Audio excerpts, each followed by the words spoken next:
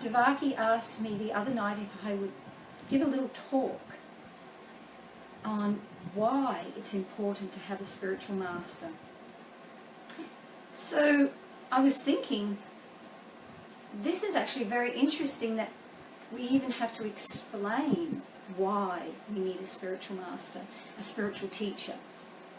Because if you think about it, if you consider it, in our, what would you call our material life, in a person's material life, right from the time they're a child, they are learning from others. They are accepting others as being their teachers, just even learning how to crawl, how to sit up. They learn, their mother helps them, their father helps them, learning to talk, all these things. And then right throughout your entire life, you are learning from others. You are garnering knowledge from others. So everybody takes that as very natural, that we need to have teachers in our lives. But as soon as a person says, well, would you like to consider, do you need a spiritual teacher? People go, whoa, okay, got to think about that one. So if you think about in your, life, call it our material life, if you want to call it that, just, in order to explain it. For example, my husband, Jamunadas, he wanted to, when he was finishing off his schooling, he wanted to do architecture. So he investigated where is the best place to learn architecture from that would have the best teachers, and a place that I can afford to go to, all the components, putting all the components together so that he could get the best education he could, learn, garner as much knowledge as he could about architecture. So it was quite a process, an involved process, and then he went to one of the best universities that they have in our hometown, Brisbane, in Australia. And he did 6 years of architecture there. And this is what people do. Even on smaller, take a smaller version. You may like to start a little garden in your house. You've never done gardening before, you don't know, but you'd like to maybe grow some organic vegetables, but you don't know anything about it. So you'll either go to some course where you'll learn, you'll go to a friend who's an expert and learn from them, or nowadays you'll Google it. You'll Google all different, and you'll pick out the one that you think is going to give you the information. So this is what we're used to nowadays. Google has become everybody's teacher, sort of thing. So this concept is not foreign at all to us in a material sense. And there's a lot of things in there that we can use as analogies, but I'd like to tell you a story. Once again, it's about my husband. I don't know what he's going to think about this when he sees this. But many years ago, it was actually 1975, he decided that he really wanted to learn Wing Chun, which is a martial arts. He had watched some Bruce Lee movies. There was a couple of Bruce Lee movies, I think it was Enter the Dragon, things like that, where Bruce Lee was bringing out to the world this Wing Chun. And so my husband thought, well, where can I learn this from? Who is a good teacher? Obviously, he's not going to have Bruce Lee as his teacher. Who can I learn this from? Now, Bruce Lee learnt Wing Chun from an elderly Chinese gentleman called Yip Man. Yip Man lived in Hong Kong. He was the topmost, best, most skilled Wing Chun teacher on this planet at the time, probably. Now, so my husband decided, let's go and live in Hong Kong. There was a couple of other reasons why we went there as well, but one of them was to do this. So he said, let's go to Hong Kong and he can learn Wing Chun. Now, this was in 1975. In the end, so about December 1972, Yip Man had died. And 7 months later, in 73, Bruce Lee had died. So they weren't there, but what was there was this school that Yip Man had set up for a long time and been teaching at this school, and he had many very proficient students there. And so my husband is thinking, if we go there to Hong Kong, maybe he can learn from one of the students of Yip Man. So, unbeknownst to my husband, this was going to be a little bit difficult because they did not like outsiders, Westerners, learning Wing Chun. This was just for Chinese people. And in fact, when Bruce Lee had gone to Yip Man, when Bruce Lee was 16, to learn from Yip Man, there was a number of people at the school there who turned away from Bruce Lee, would have nothing to do with him, because Bruce Lee's mother was half Western, half Chinese, and they considered even that he shouldn't be there. So let alone you got this young surfy guy from Australia coming and wanting to learn at their school. So my husband Jamunidas didn't realise what a bit of a battle he was going to be facing. But somehow or other, he and a friend of his, a Western friend of his, actually talked their way in, and they studied under some of Yip Man's student there in Hong Kong, and he learnt all the foundation of Wing Chun. So, so this idea of going and trying to find who is the best person to learn knowledge from, this is there throughout our life. Because we would be crazy if you say, okay, I want to learn how to be an architect, or I want to learn how to be a seamstress, how to sew things, but I'm just going to find a third-rate person to learn from. Everybody think you're crazy. Everybody automatically knows, go find the best person that you can, that's available to learn from. So this is what it's like in the material world. So in spiritual life, this has always been there, that a person seeks out the most highly qualified teacher. Find the most highly qualified spiritual teacher, and let's go beyond that, a spiritual master. A master means somebody who has completely and utterly understood and realized the actual goal of spiritual life. That is who you would go to learn spiritual life from. So particularly in the West, there is a little bit more of an understanding of this process in the East. For example, in like Chinese places of China, which is very, very ancient, they have the word sifu, which means master.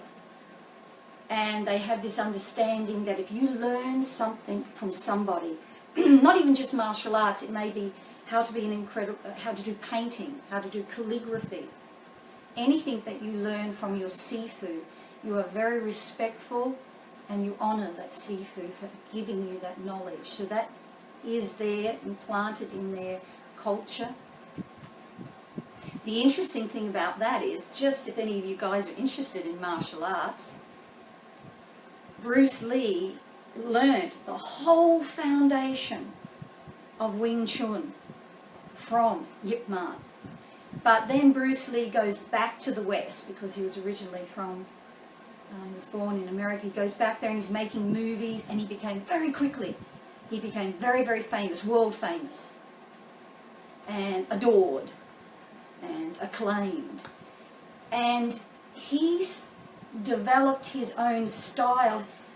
It wasn't even Wing Chun anymore. He took all the foundation of Wing Chun and he added to it. This had never been done on such a level that he did it, really. He took some Taekwondo kicks and he added that to Wing Chun. He saw how, in Wing Chun your 2 feet are like parallel. But he saw in fencing, the French do fencing, they have 1 foot in front of the other and they move forward and back like that. And he thought that is a very intelligent way of moving in and out. And he added that to his Wing Chun. So he added enough things that changed the fabric of Wing Chun, and he gave it his own name. the whole process. He gave his own name then. And when he went back to Hong Kong and he went back to visit Yip Man a couple of years later, because he never gave due respect to Yip Man through what he was doing, Yip Man threw him out. He didn't care how famous he was. He threw him out of the academy there. Because this process, if you learn from somebody, you are indebted from them and you pay them respect. And due to fame, Bruce Lee had forgotten that. So also when we were in Hong Kong, we weren't living in Kowloon, which is where the academy was that my husband was learning from. We were living right out near the border to China at the time, because that was a British colony at the time. We were living right out there, and we were living next to a walled village, very traditional Chinese walled village.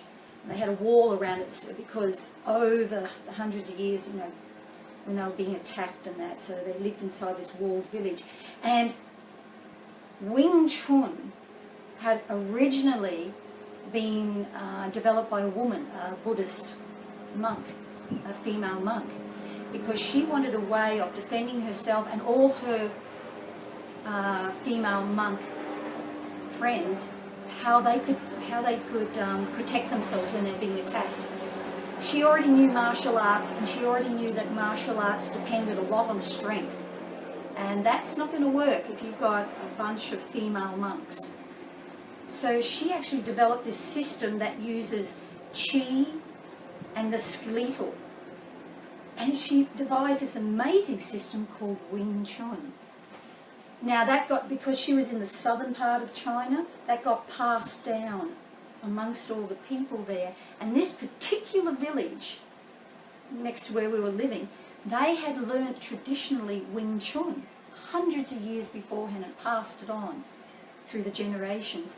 And they had added to it, because they were farmers and they could be out in the fields when they're about to be attacked, they added to it using farm implements. If they had a stick nearby, whatever farm implement, they included that into their Wing Chun.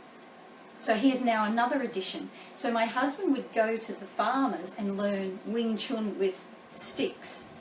And he would teach them the Wing Chun he's being taught by Yip Man's students. So there was a nice exchange going on there. So what you can understand from this too is that material knowledge, even you need to learn it from somebody who's expert in it. But at the same time, material knowledge changes. It's not absolute, it's relative. So this form of Wing Chun, it changed. The farmers changed it, it adapted. Any knowledge that you learn materially has to adapt to the passing of time. And we are very conscious of that nowadays. You can learn something in your job, and a year later you've got to completely retrain because they've invented some sort of device or something, and you've got to completely learn a whole new program or something like that. We're always having to update material knowledge. It is not a constant absolute knowledge.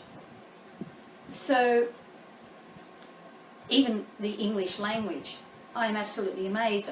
We lived overseas for maybe 6 or 7 years, and when I came back to Australia, there were so many words people were using that they never used before.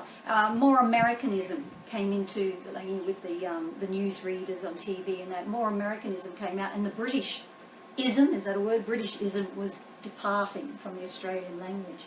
So even languages change, they're dynamic.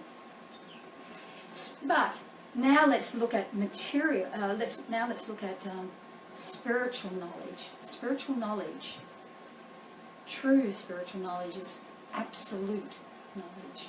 It doesn't change. It's the absolute truths, and they do not change. And so to find a genuine spiritual master, they have to be passing down to you absolute truths. And this is what people need to understand and to be educated in, this system of how do you, first of all, why do you need a spiritual master?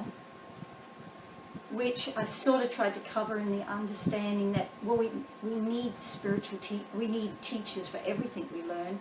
Why wouldn't we need a spiritual teacher? Because this is the most important knowledge that you will ever seek in your life. All other knowledge leaves. All other knowledge. Learning how to drive a car, you'll use that knowledge your whole life. But at the time of death, it's of no value to you. It's gone. But any spiritual knowledge that you garner in this lifetime, you take with you.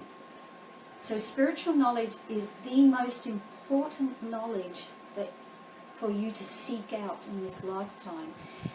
So to find a spiritual master is so important. It's not something that you can make up yourself. You can't make up your own spiritual path. I know there's a lot of people who tell you you can do it. They're lying to you, and they're lying to themselves. You cannot make your own spiritual path. You have to learn and receive that knowledge from someone who is full with that knowledge. Not a half cup, a full cup. And so that is why it's important that we seek out the spiritual teacher. When I was very young, I was raised as a Christian, and I would go to church every Sunday. And when I was really young, it was kind of fun going to church because we just did a lot of crafts. You know, we'd cut out a star and glue it on a page, or do sprinkles on a page, you know, stuff like that, while the minister would be talking to all the adults.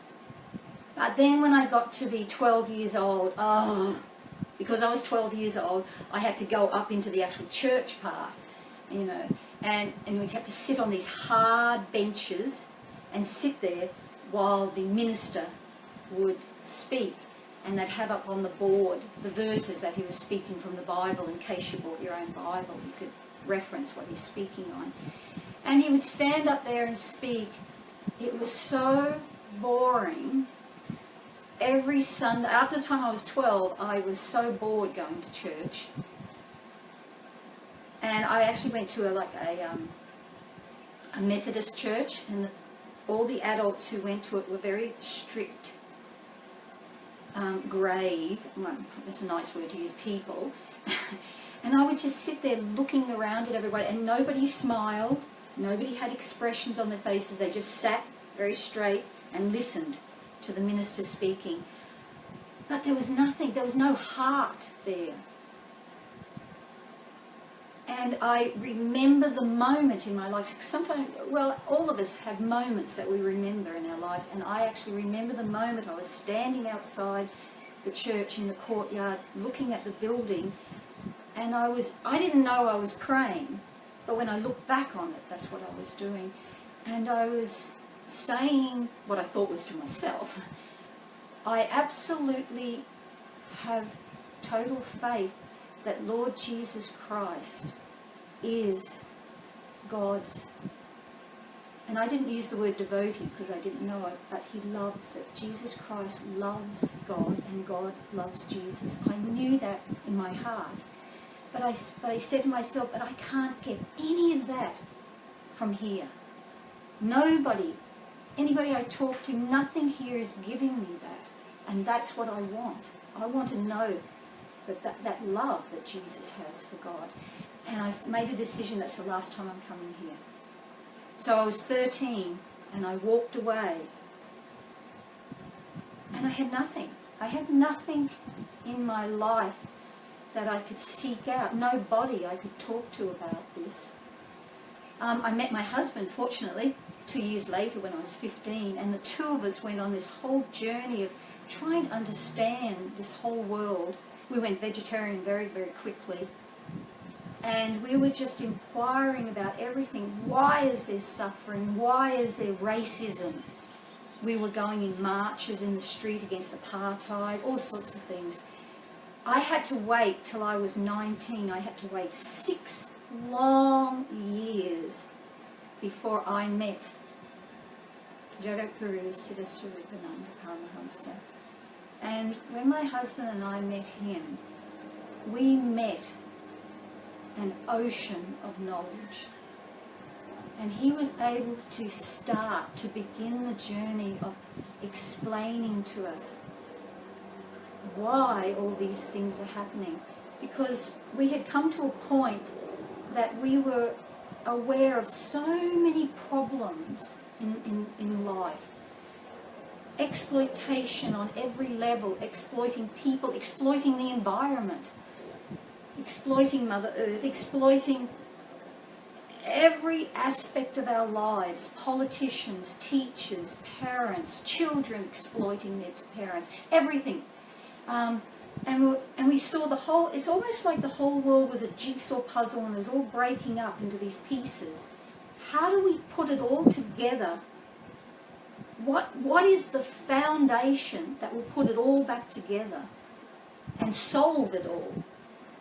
And when we met our spiritual master, he explained it so simply that the foundation of every single problem that we have in our life, whether it's a personal problem of loneliness, fear, anger, envy, all these things, or whether it's on a social level, expanding out, the foundation of our problem is that we think we are the body.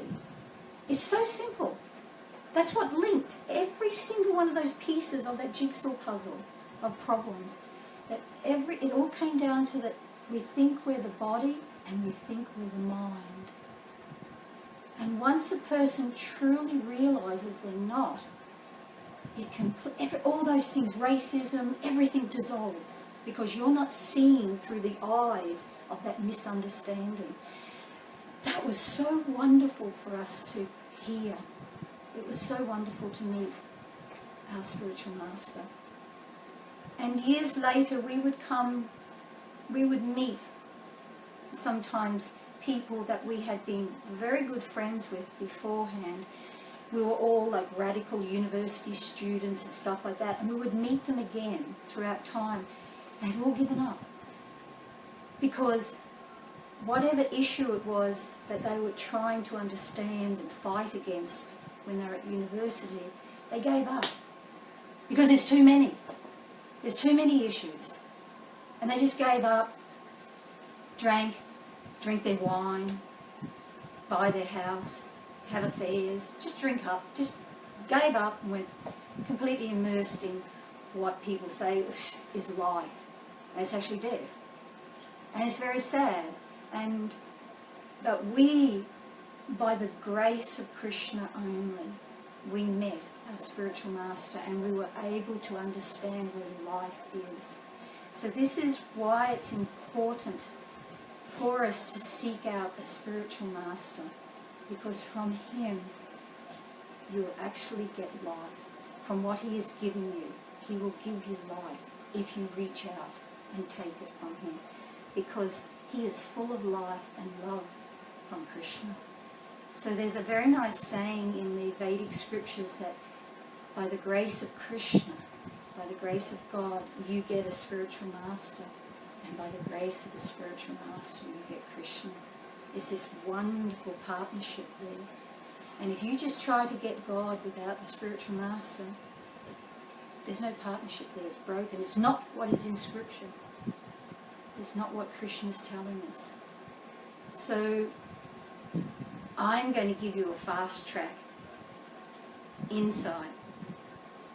Jagat Guru Siddha Swarupananda, he is a spiritual master. He is an extraordinary spiritual master. But each one of you has to actually come to that realization yourself. You can't, just because I'm saying it, just because your friends say it, just because your parents say it, that's not enough.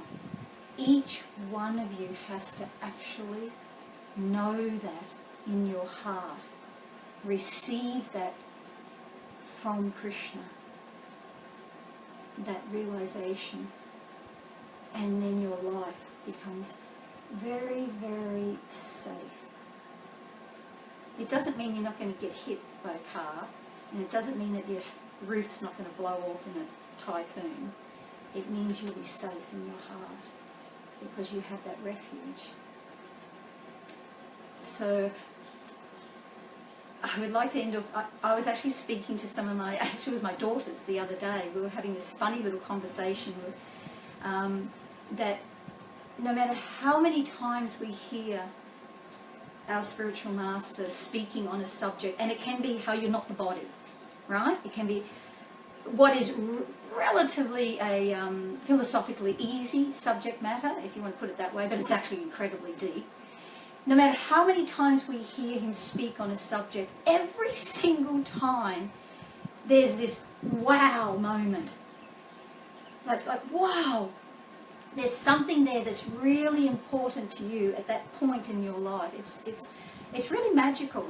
You can hear Jagat Guru speak on any topic hundreds of times throughout the years, and it's always fresh. It's always fresh. And we were making, I made this joke that it's kind of like, have you ever heard people say that goldfish, or any little fish, they've got a very small memory. And so when they're in a tank, they swim up to this end, they go, wow, look at that there, and then they swim back, they go, wow, look at that there, and then they swim there, wow, look at that there, because it's always fresh to them every time, right? And I said to my daughters, I'm kind of like those goldfish. Every time Jagat Guru speaks, I go, wow! It's a wow moment for me every single time. So maybe I'm kind of lucky that way. I'm kind of like the goldfish, it's like, wow, every time. But it actually is true, because spiritual knowledge, it's absolute and always fresh. They're the two differences. Material knowledge is relative and it gets really stale. So the reason that you have to seek out a spiritual master is so that you can start to receive this absolute and always fresh knowledge. So I'd like to stop now, and we'll just end off with a tiny little chant.